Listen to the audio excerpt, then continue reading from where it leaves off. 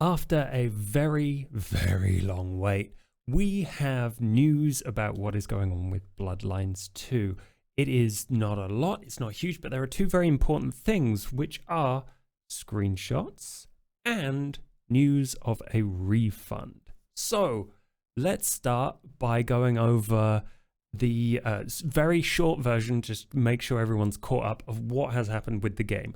It was being made by Hardsuit Labs. It was going to be released, but that development was cancelled by Paradox and given to another studio. We don't know who that is yet, and we still don't. They mentioned it, but they just said that they will reveal stuff later. It feels very exciting to see these new screenshots and the news of the refund. So let's go over the screenshots first. Let's take a look at this game. I tried to glean as much information about these as possible, but the image files are just named alley, bar, basement, Seattle sign, and temple. And I suppose Seattle sign points out the obvious in the picture, which is that the game still clearly happens in Seattle. There's some really spooky lighting. It looks like the underground of Seattle.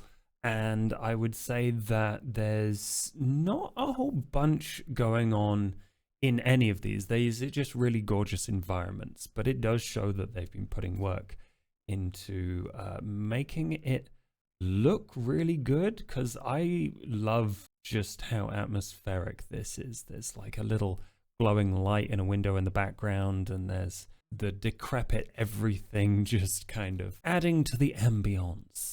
And the same with the alley. This is a foggy alley in the city.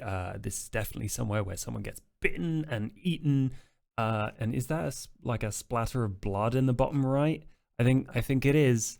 That's my guess anyway. Maybe it's leaves. But again, the lighting looks great. There's not a huge amount of story going on here, and it's just kind of the atmosphere of the city. Now this one is very shiny.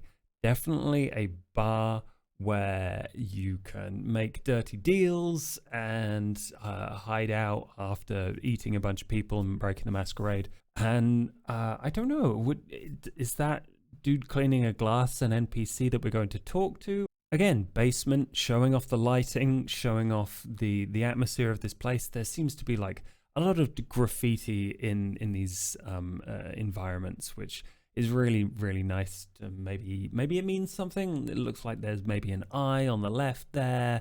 I don't know if this is too much speculation, but the most interesting one to me is, and probably my favorite out of all of them, is this one with the tree. It's very spooky.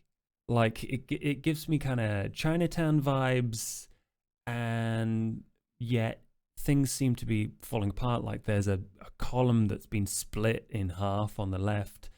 I don't know what's going on with that tree, but it's in the middle there for some reason. There's also no one around, and it's very quiet, very scary. There's green lights kind of illuminating that right-hand side. And honestly, this, out of all of them, is my favorite. I just really like them. Like a courtyard of some kind. I mean, this is all very obvious stuff that I'm saying, but like, I'm trying to get us any information out of these that I possibly can. I don't know whether this is inside or outside. I don't know. What do you think about what is going on in these screenshots? I would love to know from you in the comments. So let's talk about the refund, which is happening for literally all pre-order editions. That's in unsanctioned, First Blood, the collector's edition, physical pre-orders, and collector's edition pre-orders cannot be kept. And you can get a refund. There's something about like sanctions against Russia, meaning that you can't, no guarantees for those people, which is really, really sucky. But all other editions can be kept if you want them to, but the option is there if you go through the pre-order refund process on the Paradox. Have an email, they have a place on Paradox Plaza for it. What else? And then there's also refund processes for Steam, GOG, Epic, all the digital stores that you could have bought it on. You can try and get a refund on it. So and they're just here saying like stuff has been happening, development has been happening over the period of silence, which has been a very long time, but they're here to say like if you want a refund you can, and it's very encouraging to hear that they're trying to be like honest about like what people are feeling, which is, you know, some frustration for sure. So like people might want their money back, and that's totally understandable, right?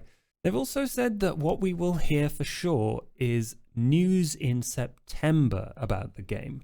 So I'd like to know, are you going to get your refund and that's it? Are you going to be following what is happening in September? How are you feeling about it? It's been a long time. Is there new excitement, or is it just, you know, tentative hope that we will get something cool when the next announcement happens? So thank you for watching. If you'd like to hear more Bloodlines, Vampire, TTRPG news, follow, subscribe, whatever it is on this website. And I will catch you next time. Goodbye, everyone.